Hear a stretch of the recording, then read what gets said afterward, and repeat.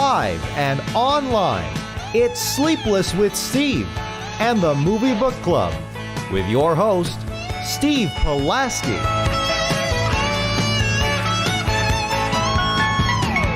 Back and better than ever, Sleepless with Steve, live on YouTube this lovely evening, wherever you may be, however you may be watching us. Live at YouTube every Wednesday, 8 o'clock Central Time. It's Sleepless with Steve. I'm Steve Pulaski. Got Dominic Guanzon in the blue polo, Joe Viso in the blue sweater, the blue thermal sweater. It's Can't black. really tell from here. Oh, it's black. Yeah. Okay, well, 0 for 2. Looking handsome. Arizona iced tea. Ooh. Oh, yeah. Looking handsome nonetheless. And good to see you, gentlemen. This will be a more conventional show, probably our first regular show on YouTube, actually, because we did the couple list shows the last 2 weeks, and now it's a more conventionally structured show. If you're unfamiliar, goes for about an hour, lasts till about 9 o'clock, sometimes a little bit over. Shouldn't be as long of a show today, I don't think. Given the topics, we're going to start by talking about No Time to Die, the latest Bond movie, delayed yet again. We'll dive into that. Our main review is Promising Young Woman. I hope you gentlemen come with some thoughts on that, because it's a we got much some thoughts. discussed movie. I can already, I kind of even hope we do get some hate on it. I hope you kind of do. We hope we do get some hate, because we are, at the end of the day, 3 males about to discuss Promising Young Woman. I think So we this might have ought- some disagreements if that's how you're approaching that. We might have some disagreements. Perhaps we shall see. We got that to review, and then I'm going to end the show with a movie you absolutely need to see. A quick review of the movie Our Friend. So that'll be at the very end. In the meantime, how are you gentlemen doing before we get this show on the road? Joe, how are you? I'm doing pretty good. I've been dealing with a headache all day, so the one thing I've been hoping to get this headache out of my mind is just to talk about movies, and somehow talk about movies with my friends will magically make it disappear and go away. So I'm hoping that happens. Sometimes I find when I have a headache, especially a lingering one all day, if I have something like this, like you redirect your energy almost, even though it's kind of depleted by this time. But like you have a conversation or something, you try to redirect the energy and redirect, the headspace, if you will. So hopefully you start to heal up just a little bit during the show. So fingers crossed on that. I appreciate the commitment nonetheless. That does not go unnoticed on my end. Dominic, how are you, my friend? I'm doing very well. It is another Wednesday evening, and it gets me through my week. If we're starting off with these like, oh God, this sucks, but then Sleepless saves the day. I kind of have to echo that, because it's I did a lot of little Excel sheets work today. Hey, real talk. Whoever, if you make Excel sheets, do the thing. Look it up online. The tutorial where you change every other color row, alternate the colors. Makes it so much easier to read. You will be the hero we don't deserve. Alternating rows of color. Look that up on Excel. Very nice. I need to look that up myself. I need to educate myself on that. We shall move forward, though. We shall start with the first topic of the day. Thought we'd dive into this one. I wonder if No Time to Die is going to be the movie that carries the show now in 2021, because last year Tenet got us through a plethora of topics last year. Before we had even seen it, it was just such a talking point. It was the movie to revive theaters. So why not talk about No Time to Die? None of us have seen it, and none of us are going to see it for at least a little while longer. Remember when this was supposed to come out in November 2019? Pepperidge Farm remembers. What about even April 2019, actually. April 2019, yes, even before then. It was April, then it was November 2019, then it was November 25th. Then it was April 2nd, and now we have to wait until October 8th of this year to see No Time to Die. And it has been a roller coaster with this. This was one of the movies, too, I think the first movie to be delayed in lieu of the pandemic, before it was even really a talking point, COVID-19 in America. I remember in early March, they delayed it because of the COVID-19 outbreak in China, obviously, the origin of the virus. And I remember seeing that. I'm like, I remember like it was that, and then it was the night of the Jazz Thunder game that got delayed or got postponed because of Rudy Gobert testing positive. That's when it like clicked in my mind. I'm like, this is going to be a goddamn issue, is it not? And sure enough, and here we are. Yes. And now we're going to have to wait till October 8th to see No Time to Die. This is a $250 million movie, accruing interest by each passing day it is not released, with another $125 million at least baked into marketing. So my guess is this thing's going to have to make about $500 million to break even. And it would have done that probably no problem had the world remained normal and this came out in April or November of 2019, whenever it may have been released. But it is one of the most expensive movies ever made, fun fact. And it is also Daniel Craig's final Bond movie. Now, I'm just going to say right off the bat, I'm not a very big Bond fan. I trust my two co-hosts have far more knowledge of Bond than I ever have or did. Never been a big James Bond fan to begin with. Just never been my cup of tea per se. But No Time to Die is a significant movie for all the reasons I just listed. And rather than talk about the fact that it was delayed and when are theaters going to be open and when are we going to get this godforsaken vaccine and whatever the case may be, MGM has a big decision to make. And clearly they were considering other options than to release this in theaters. It was reported that back in October that MGM might sell it to Netflix or Apple for upwards of $600 million. Again, that's got to be around the break-even point for this movie. That's kind of where I'm getting that assessment from. Well, I'm going to turn this over before I really give my opinion, since I just talked for the last few minutes. I'm going to throw it over to you two. What should MGM do? Should they continue delaying this movie until theater going is back at some semblance of normal, or at least until theaters across the country are indeed open again? Or should they try and release this onto a streaming service for an added fee? Or if it's going to go to Netflix, it's probably just going to be accessible to watch with a subscription, which is why the asking price is high. So I'll start with you, Joe. Try to alleviate your headache talking about No Time to Die. What should MGM do with this?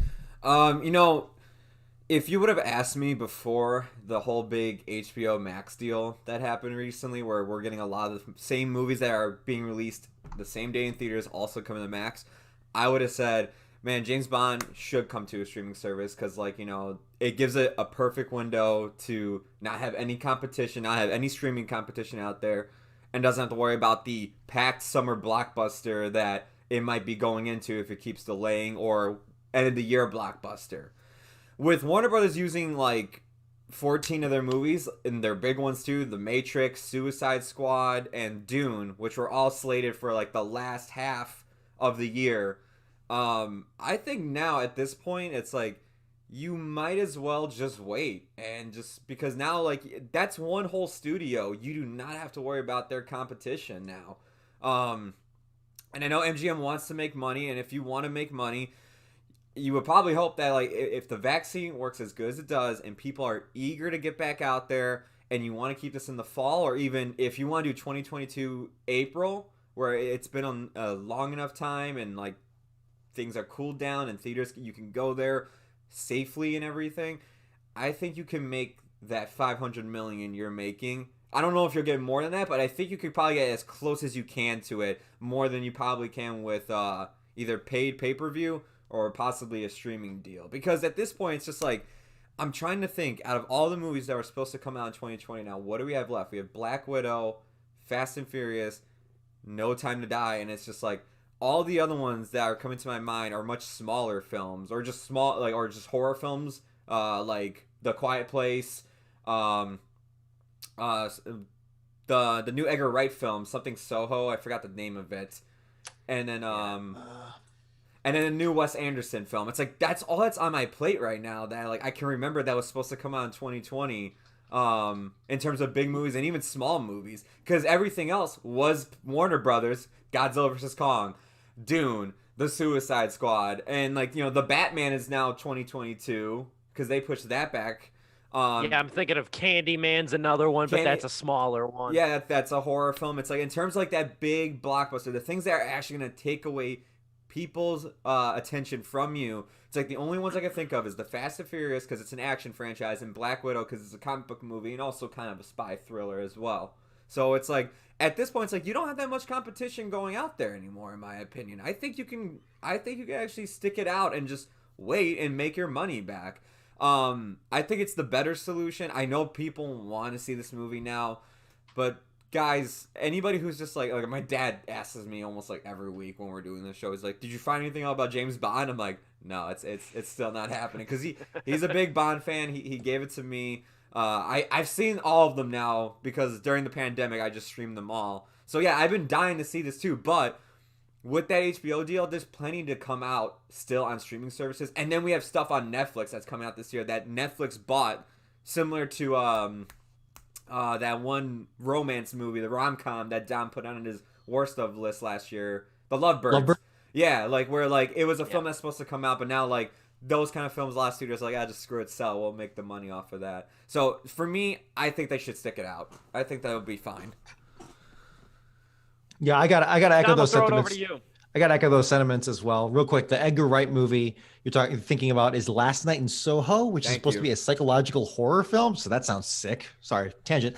But yeah, if the choice is between release on streaming soon or release in theaters later, so release in theaters now is off the table because that would get people hurt. No Time to Die. Don't freaking die on me.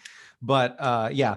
I would have to agree that it would have to be later and for much of the same reasons Joe stated. I'm going to approach it also from a different angle, which is that MGM Studios, which is the parent production company of James Bond, we had that news towards the end of towards the end of December. December 22nd is this article from The Guardian. Hollywood studio MGM puts itself up for sale at $5 billion. Big price, but for streaming wars, they got a big library, and the streaming platforms are vying for access to that content. So how that plays into No Time to Die, it'll be interesting because if they do stream sooner, who is going to host it? Now, to my recollection, MGM doesn't have its own. It's not like Paramount Plus or anything where MGM has any kind of streaming service. Is that correct? They would have to find a distributor for that. That's why like Apple TV and Netflix were like the biggest ones, because it's like Apple's got the money and Netflix has been in the game the longest. I think I remember now Apple was like purportedly looking like a leader or contender to buy MGM, or at least that's what the rumor was. I don't know where that is now. But we will see if they will make their money off of that, and then maybe they're looking to sell, because according to the Guardian article, MGM have been looking to sell not just recently but for the last several years. So I don't know where that is big picture. I don't know. But if they release in theaters later, yeah, you're just wait until you get that normal money back, particularly if you do find that sweet spot window where the vaccine is in full force, things go according to plan, and people are out on the streets dancing and hugging each other again. Kind of, maybe that won't happen, but like, you know what I mean? The jubilation, the refreshingness of people coming out into the world again because things are safe when things are safe. You can make some big bank off of that. And yeah, James Bond will be what Tenet tried to be in the middle of the mess to begin with. So I'm with it. And Tenet tried being a James Bond film, so let the actual real James Bond film come out. Yeah, absolutely. So I'm just wait, because we've waited this long already. You have an ace in the hole for when things start to click again and Joe Biden announces on air, the virus is over. We beat it, everyone. Ladies and gentlemen, we got him. And then, everyone rushes out into the streets. I don't know. But when that happens, James Bond actually on top, even more so than Tenet and the name of Christopher Nolan, which is a name of respect. But man, James Bond, I'm not the biggest Bond guy, but I do appreciate those movies. I love those opening sequences. The title cards, which sounds like an insult because it's like, oh, just the title cards. No, those title cards are legendary. They are. Those songs, the just pure art. Those opening minutes for when they hit the song and all that stuff. I love it. I love that stuff. So yeah, definitely later rather than sooner. Yeah, and I'm not going to take a whole lot of time because my two very smart co-hosts, I promise we didn't discuss it before. It took a lot of my good points too. And Joe actually had probably my leading point over here in that you've waited so long and there's not a lot left in terms of blockbusters from 2020 that have not been released. And I think the other thing too, I think there's a real concern, and this is why MGM didn't pull the trigger yet on selling it. I think there's a real concern for brand viability here. Now, I'm not going to say that if No Time to Die gets released on Netflix that it's going to kill the Bond franchise, but think about it this way though. There's an optics game at play here. If this next Bond movie comes to Netflix, and this is the last Daniel Craig movie, so it's kind of the end of an era to begin with. And I don't know who they've tabbed, if they've tabbed really anybody to play Bond in the next, I don't think they have, for the next, legion of movies, whatever the hell. But the other thing is that you get this one coming to Netflix, it sort of diminishes it in the eyes of the consumer then. If, like, you release the one on Netflix and then the next one right after everybody for the last 2 years has gotten comfortable watching new movies at home, you're going to expect them to come to theaters and pay, a premium to see the next Bond movie. I think that's tricky. And some people might roll their eyes at that, but I do think that that is a big concern too. I think if there's going to be another SpongeBob movie after this third one, whenever it comes out to Paramount Plus. Oh, that's right. I think if there's going to be a fourth SpongeBob movie and they're going to try to release it theatrically, I don't think that's going to do as well as they project. Now, that's a lot of what ifs. They haven't even greenlit a fourth movie yet. But that's another thing, though, I think is going to be something to watch because you just let the last one go on streaming. Are you going to expect the family now to come out after post-pandemic and come to the theater? So I think there's a real big concern for brand viability.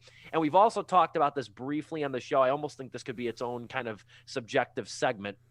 But it's so easy for stuff to get lost in the streaming shuffle these days. And I've talked to you guys privately kind of about this too. I think one of the most disappointing things I'm going to say, like, speaking in the realm of cinema about this pandemic, there have been a litany of other atrocities and sadness and despair throughout this pandemic. Confining it to the film industry, however, I will say this. I think one of the most upsetting things is that there have been a lot of great movies to come to streaming services, and the ease of access is just unprecedented. We've never had this before. But I think the disappointing part about it, though, is that stuff just seems to get lost and forgotten a lot quicker than it ever did. Like, you look at a movie like Bad Education or something that was on that came out on HBO last year, or even something like Borat.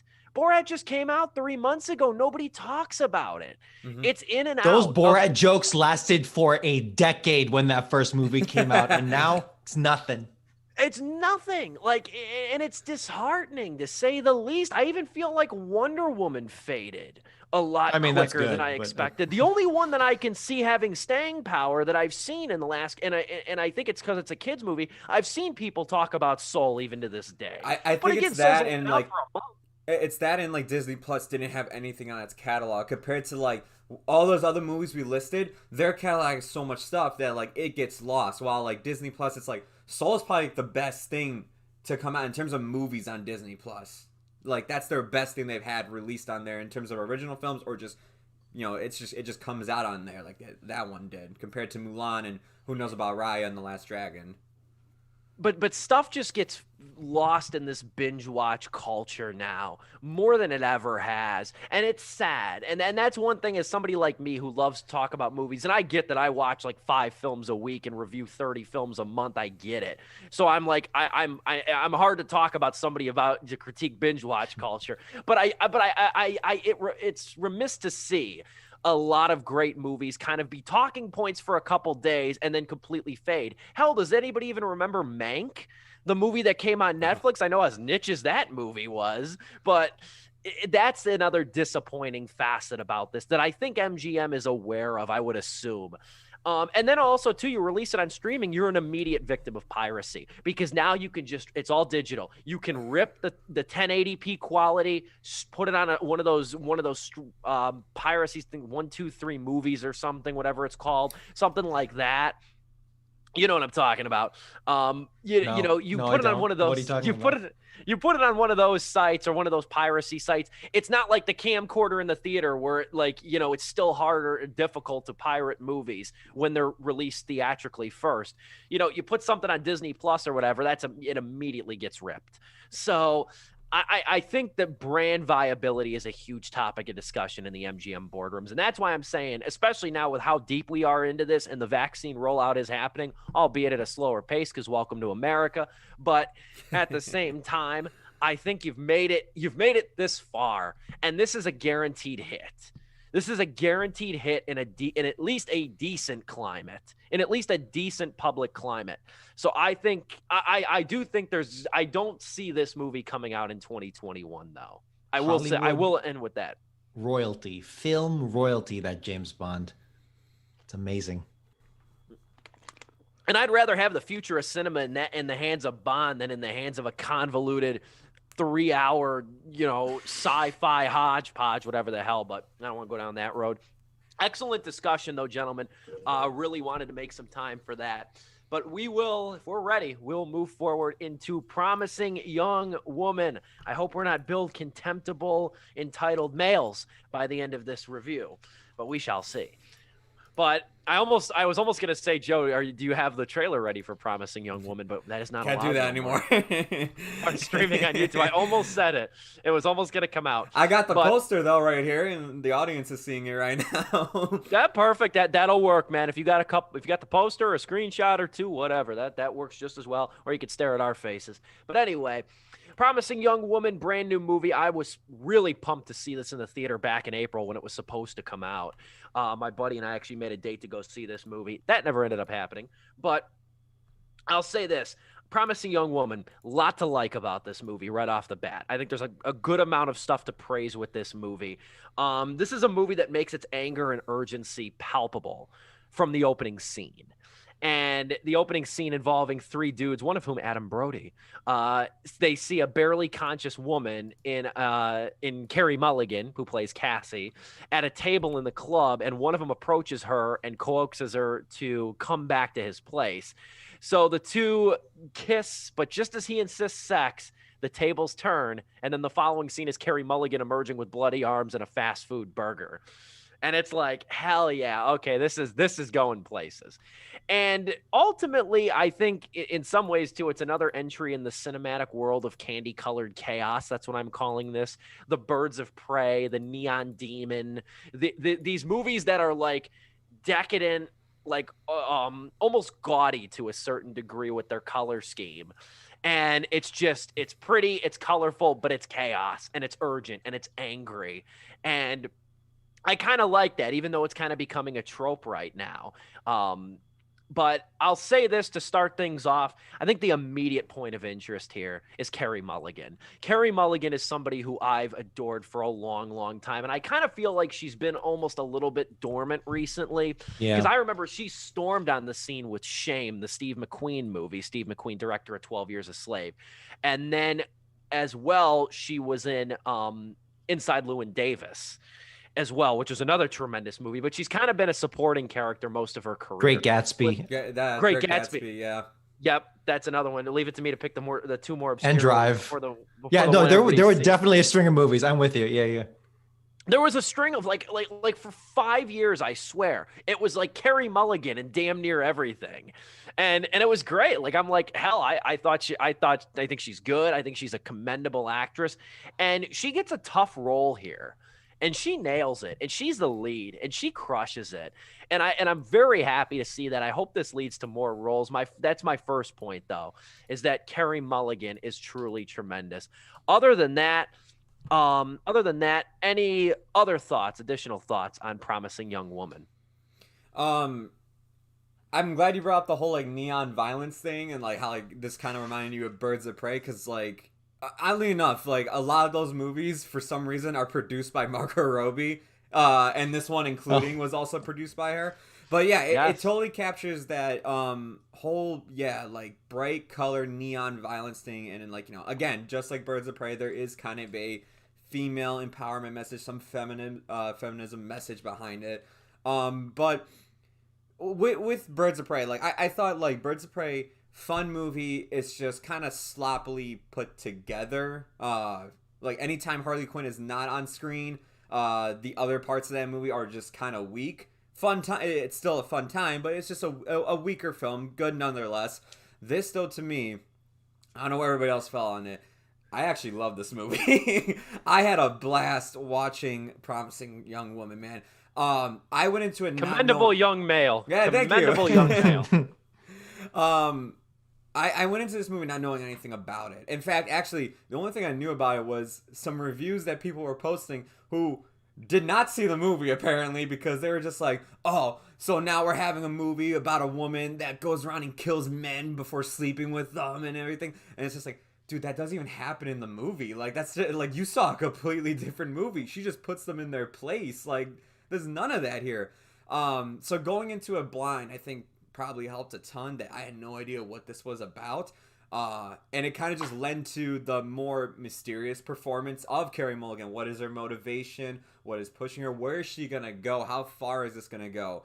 And let me tell you, like, by the end of the first act, I was like, oh, okay, she's just going to be doing this to guys and teaching them a lesson. It's going to have this message about it. Bo Burnham's in it. He's pretty funny so far in it.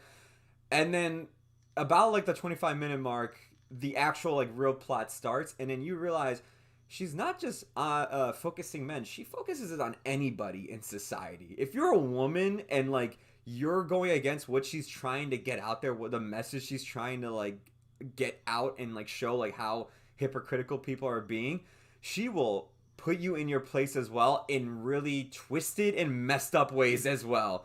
And it was like from there on out is where I really started to love the movie.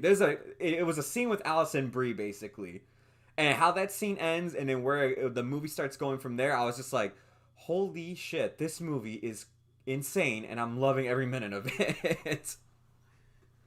Yes, I was actually going to mention that that same scene too. Because I know the scene in question. I don't want to give too much away either. But there's that one, and then there's the other scene that I think is one of the best. I don't want to give too much away. The other scene that I truly loved in this movie was the scene with the college dean. Yeah, that was another one. That insidious power shift right there in that moment was I thought was pretty good. And I'll just, before I throw it over to you again, Dom, the last thing I'll mention too is another thing that I found really good about Carey Mulligan in this movie too is that this is a tough role. I mentioned that earlier because her character is like tossed between exacting revenge and living with the burdensome thought that no matter how many male names she inscribes in her notebook, it won't undo the hurt bestowed on her or her friend Nina. And I think that there's a duality there, and this movie can kind of get messy in places structurally. But grieving's never clean, and I think it's reflected in the structure of the movie. I don't want to lead you into your discussion point, but I felt like that was worth mentioning. No, great points all around. And yeah, just going back to the aesthetic of this movie, it's definitely, it is very like intentionally a very glossy movie with its soundtrack. It's awesome soundtrack. There's a musical moment towards the climax of this movie that it was like, oh damn, I love this. Can't spoil it, but yeah, there's a glossiness here that I really enjoyed, but I particularly fell in love with because it didn't go full on glossy. I didn't see Birds of Prey, but I have seen Suicide Squad, and it was like towards that end where it's wacky, it's zany, glossy, but kind of shallow. You know, doesn't necessarily have to be a bad thing, but it can be really fun. But Promising Young Woman definitely leans towards the darker, the shadier towards of gloss, kind of like Drive did, as opposed to something like I don't know, what's that car movie with Edgar Wright? I'm sorry, Baby Driver. Yes, yeah, exactly, Baby Driver, which is a much more over the top kind of joint. But I really appreciate where this film kept things grounded, because this movie is a revenge movie. There's no doubt about that. It is a revenge film, but it's not in a way that is pure power fantasy. It is revenge in a way that is very justice driven and very not justice as in like woke justice or anything, although there's absolutely a tinge of that. And we'll get into that absolutely later. But it's more of a way that is like character driven, and that character trying to exact justice in her very specific, very dubious ways, as I've heard her opposed to be something that called. is more for the power fantasy of it. Say what? I was gonna say I heard somebody say she's the Batman of sex, and I was just like, you know what? I can see that. That's kind of close. Kind of close. And you know Not the off. you know what? Yeah, going off that, the conflict of Cassie, the character Cassie, played by Carey Mulligan, is actually really fascinating, because Carey Mulligan isn't just some completely unhinged, psychotic, detached from reality person. She is struggling with grief, with loss, with deep, debilitating, emotionally stunting, traumatizing depression from the loss of her friend, and just what happened way back when. And you see that in her everyday life, in her interactions with her parents and all the other characters, and her obsession, kind of like the gimmick of the film, which I'm glad didn't turn it into a one-note gimmick. The gimmick takes its toll on Cassie, and it's so fascinating to watch. And I'm so happy that that conflict was there, so that when Bo Burnham's character is introduced to kind of give us that romance plot, that romance tinge, it becomes a liability. Or sorry, the two parts to Carey Mulligan here, the one that wants to find love and the one that wants to find revenge, they start to conflict with each other, and it tears her up inside, and it drives this plot into in such a kind of like a train that just is the speeding at high speeds, and just you're just waiting for it to crash and fall apart, because it plants that seed early where things fall apart, and you're wondering, is it going to pay off? Is she going to move on? And man, there are specific twists in the plot which I commend, that I genuinely did not see coming, and I'm glad they didn't. Again, that they kept it in a way that was grounded and really fascinating.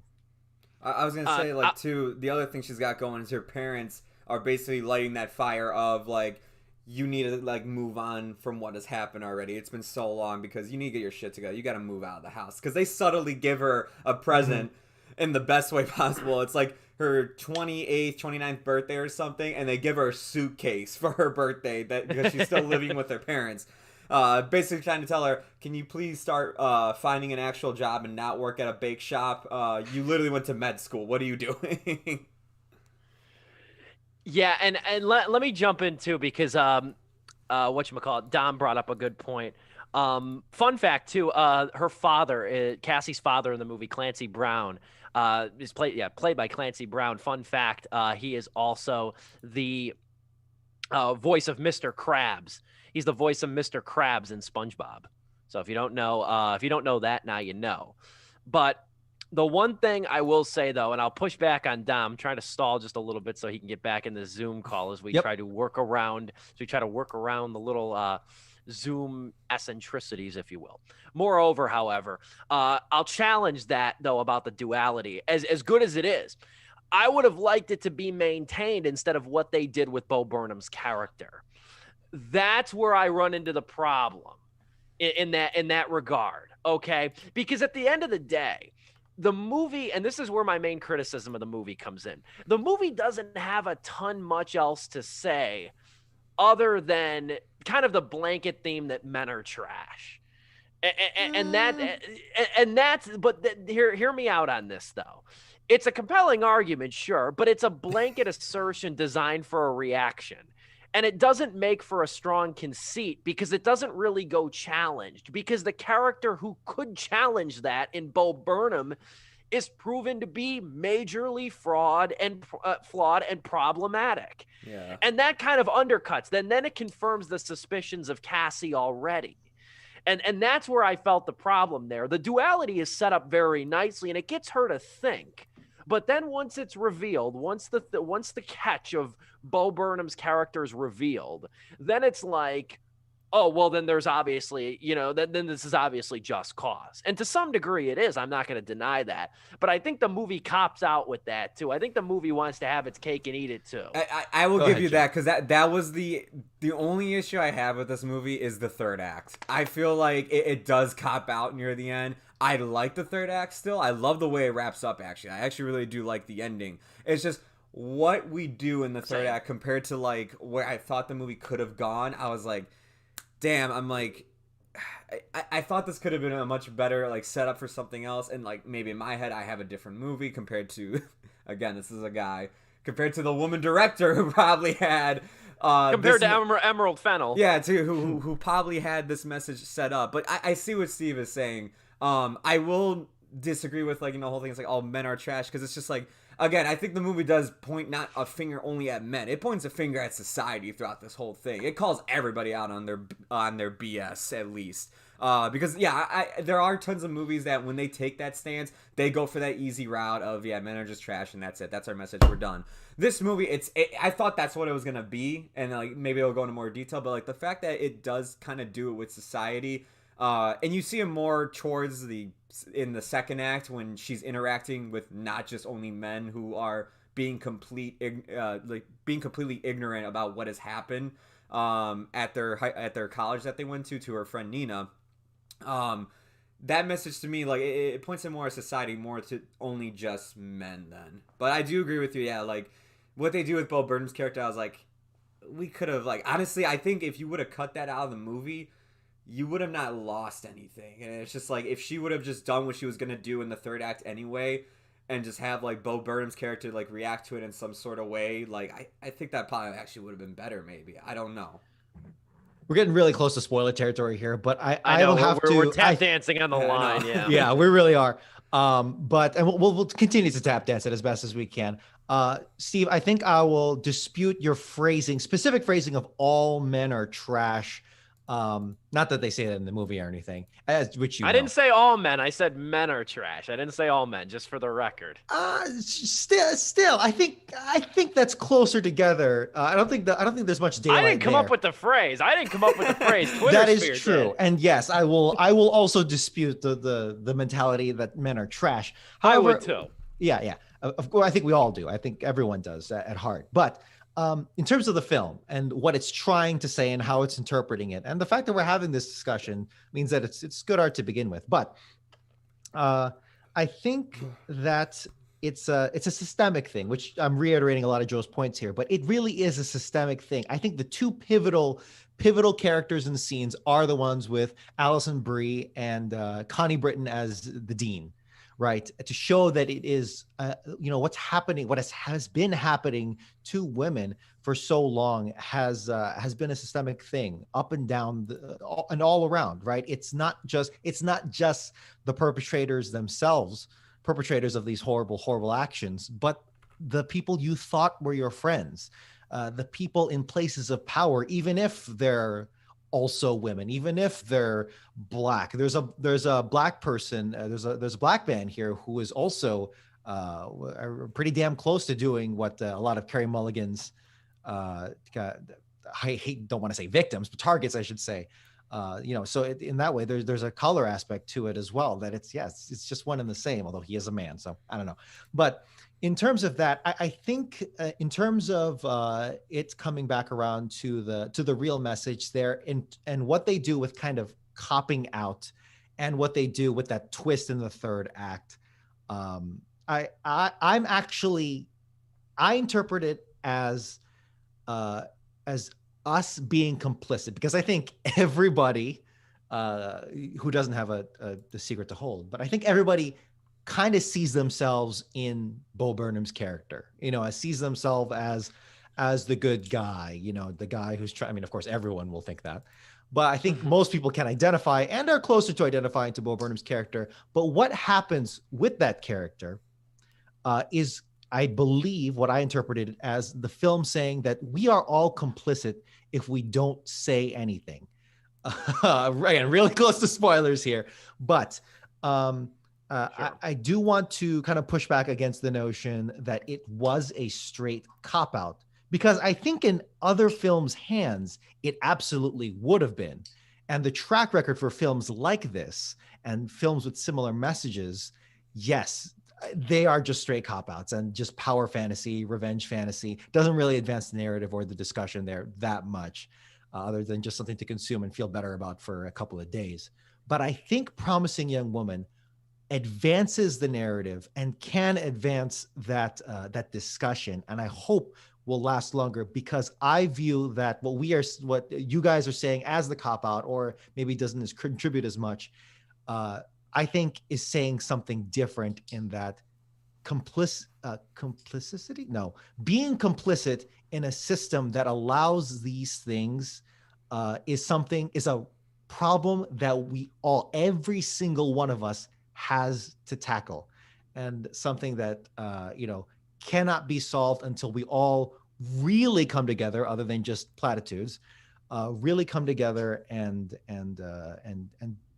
try and solve. Because I honestly, I will put this up there with The Assistant in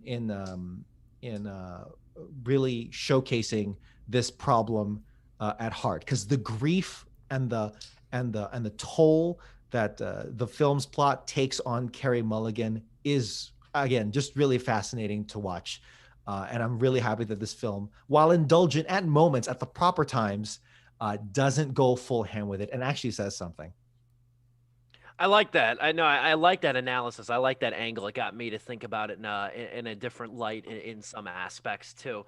I will say the other aspect too that like struck a chord with me too about it is that I think even the angriest movies, and this movie is justifiably angry.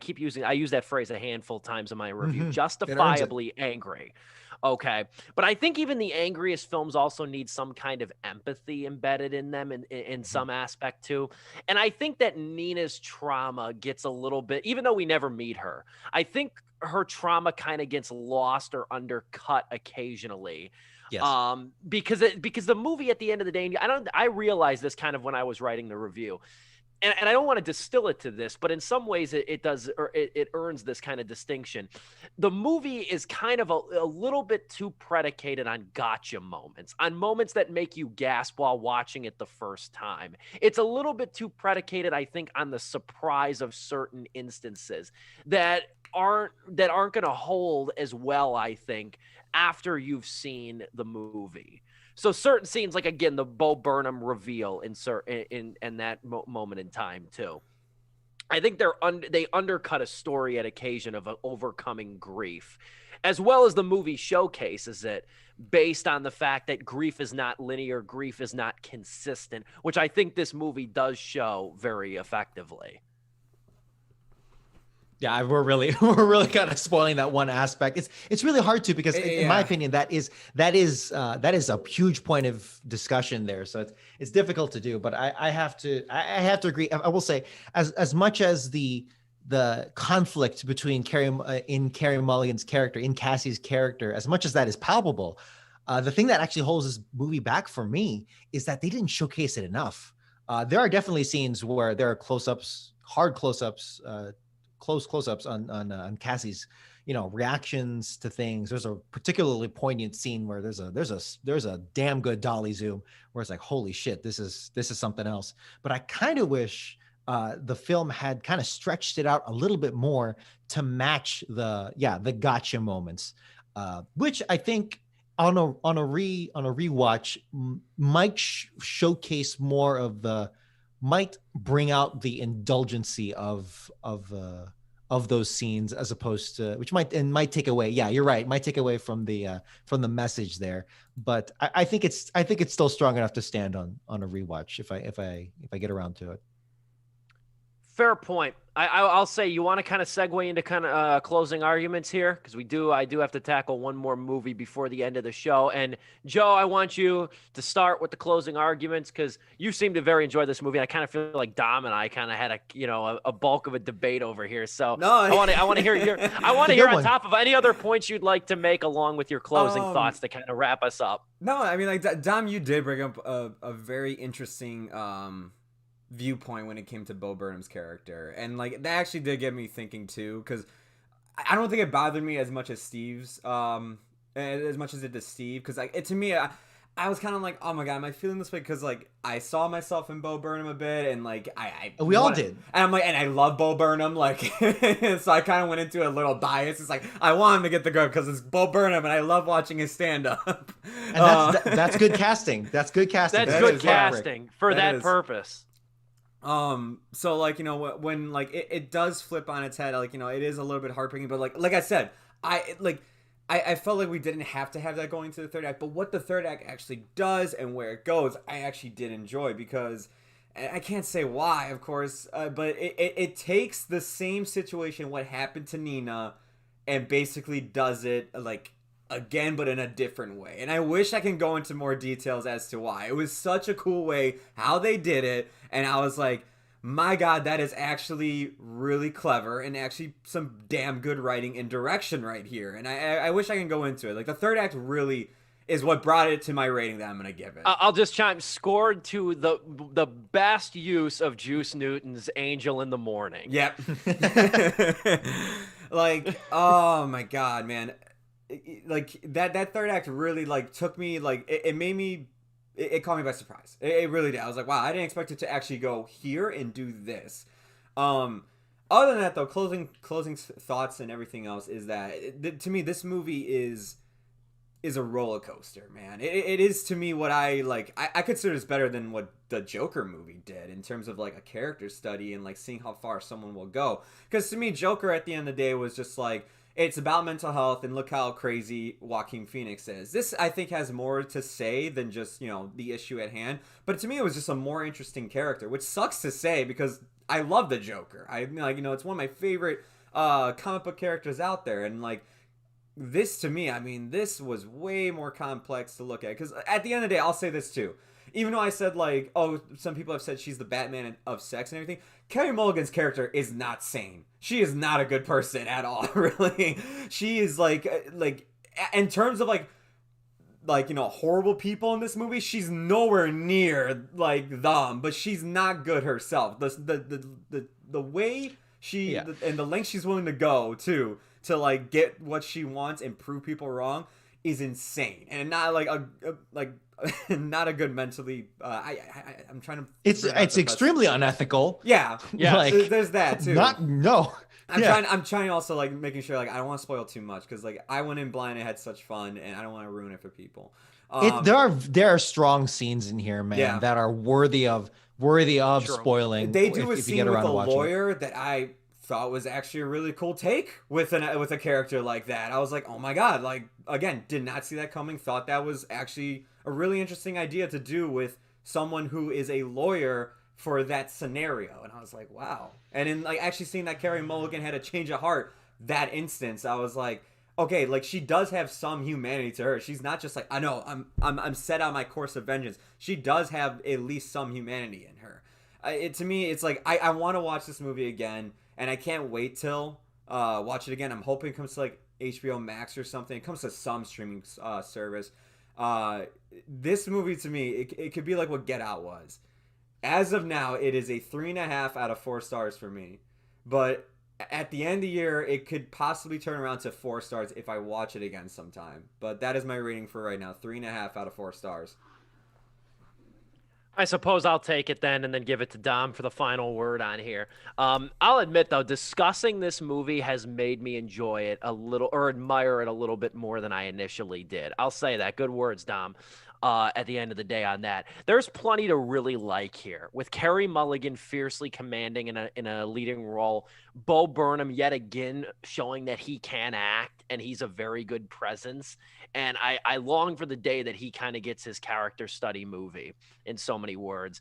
And a sure to be divisive climax that we've danced around, I think, effectively enough. Yeah. I thoroughly enjoyed the climax. I thought it was good, as much as it does in a way kind of almost feel like a Pyrrhic victory at best, because I don't think anybody truly wins so much.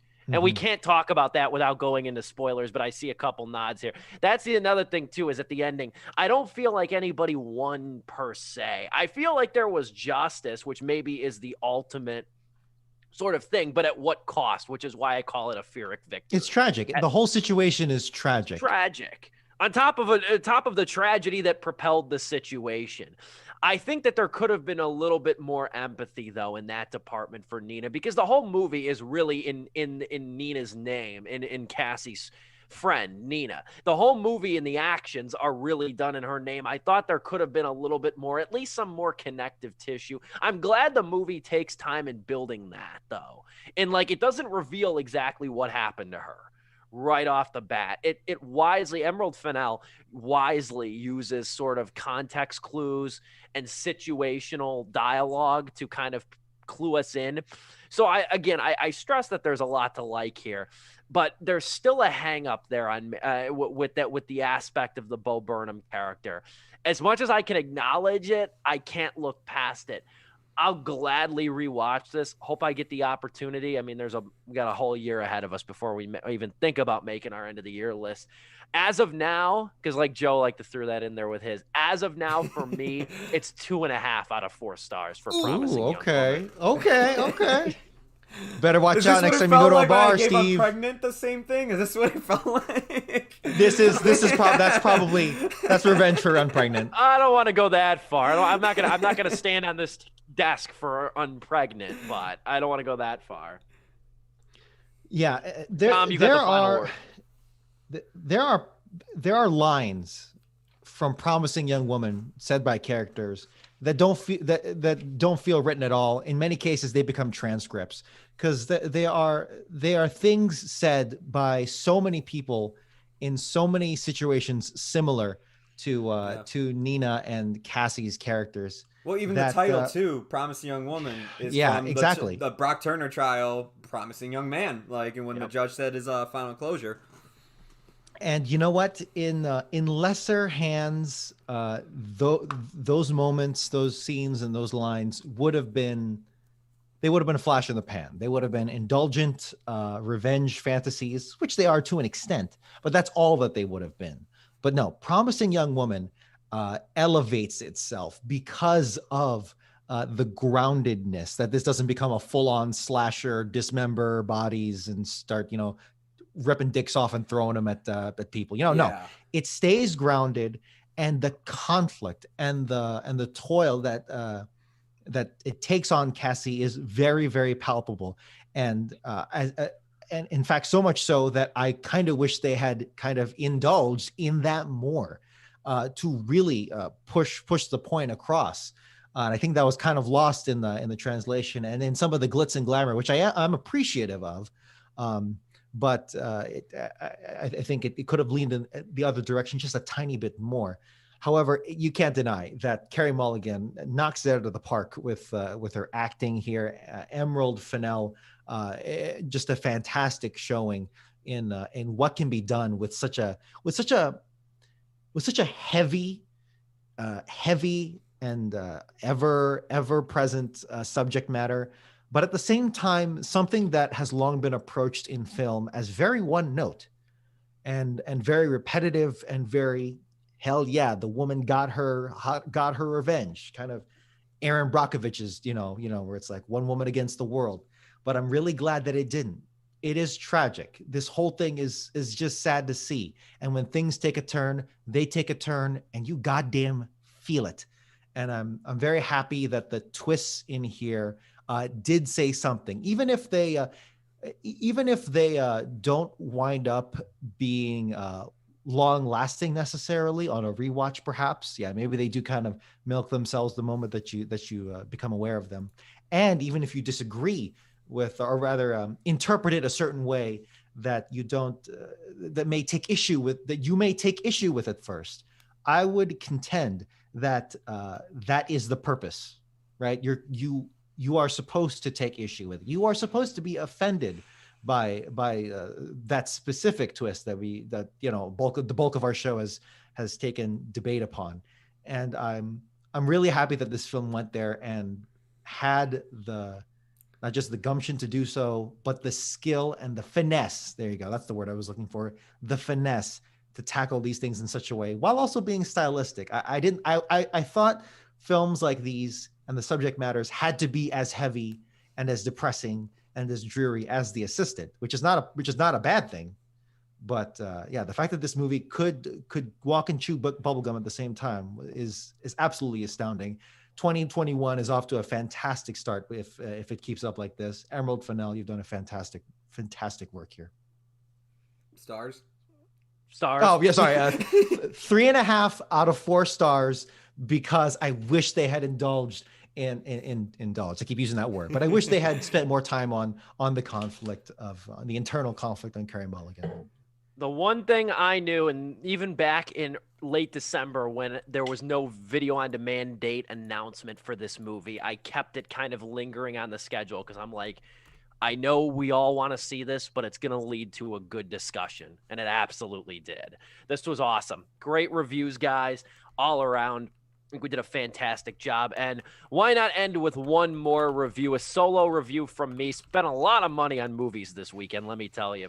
I'll say that much. Between Promising Young Woman and this movie, I want to talk about this because, boys, I know it's very early, I think I found a contender for the best movie of 2021 right here. Oh, shit.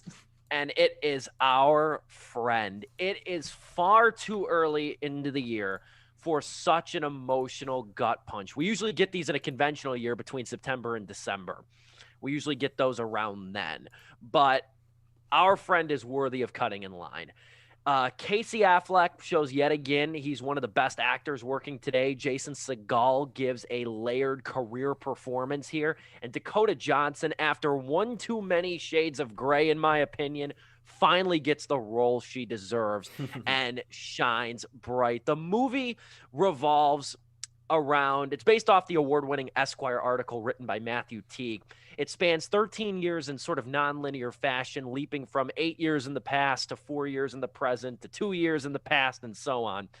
It centers around Matt and Nicole, played by Casey Affleck and Dakota Johnson, respectively. They're a happy couple who meet and marry in Alabama. He's a journalist. She's a local theater star. They have 2 young daughters. There's occasional sort of tumultuousness in their relationship. But for the most part, they're happy and they're in good spirits. And Nicole has remained close with her friend Dane, played by Jason Segel. He's one of those guys who doesn't really have his life completely together. He's been stuck in neutral. He works in a sporting goods store. He can't really stay tethered to a relationship, but he's fiercely loyal to Nicole, warms up to Matt when he crushingly realizes she's married and asks her on a date and realizes she's married. But tragedy strikes, however, when Nicole is diagnosed with ovarian cancer. And as you may predict throughout the movie, Nicole's cancer progresses and worsens, causing great strain on the family. On top of the misgivings in the marriage that were present even before the diagnosis, Dane winds up moving in with the couple to kind of care for the kids and take care of them so that there's some sort of a work-life balance. But Nicole's condition worsens dramatically throughout this movie. And as I said before, the nonlinear structure of this movie hopscotches over the course of 13 years. And while it might not be the most fluid way to tell a story, this story in particular, this movie is stitched together by 2 very distinct aspects: rich acting, thoughtful screenwriting. That makes this movie. And it's not a flawless movie. I've said this. I've talked to several people actually about this movie. This is not a flawless movie, although I'm giving it 4 stars. This is a movie that shows yet again that when you have strong character development, the audience will adapt. The audience will follow. When you have a strong character dynamics and good dialogue and human interest, the audience will follow through some occasional bumps in the road. For example, the nonlinear structure kind of makes the emotional footing of the story a little wonky in some moments, and even some of the more dramatized moments feel a little bit Hallmark when she's carrying out her bucket list, when Nicole's carrying out a bucket list. But the movie never lingers too long on that kind of thing. And the most important part of Our Friend is established early on, and that is you believe the core dynamic of these characters. You believe Matt and Nicole have been married for over a decade. You believe that Nicole and Dane are lifelong friends. You believe that Dane and Matt had this prickly sort of male guy-to-guy friction initially, but they warm up and realize they don't really know how they got on with life without one another. You begin to believe all of that. And Brad Inglesby, the screenwriter of this, he builds so much equity in the interpersonal banter and the mundane details that this couple experiences throughout this I'll just say it, catastrophic circumstance. And it is humanized very well. I'll say this too. I'm comfortable in saying this. This is Jason Segal's best performance too. He's one of those characters that looks like he's always on the verge of tears in ways, but he's so strong with his dramatic presence in this movie. He doesn't overplay his character. He's a rock, and he doesn't see himself like that. And I think that that's beautiful. Dakota Johnson, she shows range. She shows impressive musical talent, which I was not expecting. This is such an intense performance for her, especially in the final 25 to 30 minutes. It is intense physically, in terms of dialogue, too, in terms of her actions as her condition worsens. It gets scary. And it's even might be scarier to note that even Matthew Teague, the real life Matthew Teague, has come out and said that a lot of that was accurate. What was portrayed in the movie. And it's terrifying. And I think there's a part of this movie too that touches on the fear of something horrible and irreversible and terminal happening to somebody we love and we care about. And I think that this movie touches that without milking that nerve. For example, it's confident in its saddest moments. It knows better than to bombard us with a Hans Zimmer score and orchestra music when something sad happens. So many of the movie's most emotional moments that will make you reach for a box, maybe 2 boxes of Kleenex, there's no music. It's almost hollow. It's the dialogue. It's the conversation. It's what's said. It's what's not said. It's the brooding. It's the eye contact. It's the lack thereof. In the movie's most emotional moments, there's really not much music, if any music. Don't sleep on that. And that heightens it. Rather than play some sort of allegedly fitting string music to get the waterworks going, this movie does it the hard way. Tip of the cap to Brad Inglesby. We haven't even really discussed what this year's Oscars are going to look like. Brad Inglesby needs to be in the discussion for best adapted screenplay because it is adapted from an Esquire article, as mentioned. And to sum things up, the characters here are giving but flawed. They're compassionate yet compromised. Kind of like our friends and neighbors at the end of the day. It's important to think and feel during these days, and Gabriella Cowperthwaite's film provides a beautiful conduit. This is a masterful drama with some very good comedy too. I don't want to make this sound like it's this sad event. It's a sad movie, but there's a lot of very good comedy, and it's longer than you might expect too. It's a little over 2 hours, but it gives you so much breathing room with these rich characters. So many good performances. And just again, Inglesby and Cowperthwaite do a phenomenal job at guiding this screenplay. I cried like a fiend to this movie, and I was not expecting that. I found out about this movie because the country singer Jake Owen makes his acting debut, and he's in the movie for the entirety of maybe 10 to 15 minutes, and then I'm left with my feelings. But it's so good when a movie can surprise you like that. This thing came out of nowhere. It's been sitting on the shelf for the last couple of years, and it is a 4-star movie. Our Friend, you can rent it on Amazon Prime and Vudu for $20. I know that's a hefty amount of money to pay. I'm going to keep tabs on this one. I'll let people know when it comes to a streaming service or it drops in price, but pay the goddamn $20. It's worth it. This is a phenomenal movie. It is all but a lock to make probably my top 5 of the year, and it might even claim that #1 spot. It's that damn good. Our Friend, 4 stars. Check it out now, Amazon and Vudu. Woo. It's a barefoot blue jean kind of rating. Zing. The real ones will get that reference. Don't ruin it for the plebs. But yeah, phenomenal movie. If I'd have known how good, no disrespect to Promising Young Woman, because you don't get those kind of great conversations out of a movie, out of just any movie. But had I known Our Friend was going to be this damn good, we'd be talking about it next week. But we have way more movies than we have shows to discuss. Next week, we're talking One Night in Miami. Have you guys checked it out yet? No, I'm watching it this weekend along with The Little Things. I'm going to do a double feature of that. Oh, hell, I'm early again. I saw that. I watched that movie last week, One Night in Miami. This looks right up my alley. This looks freaking awesome.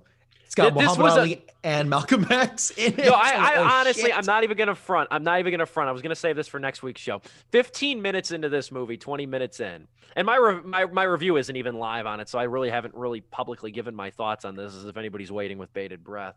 But I'll say this: 15 minutes into this, I was in the One Night in Miami. I was thinking, God, they just focus grouped the movie for Dominic Guanzon, did they not?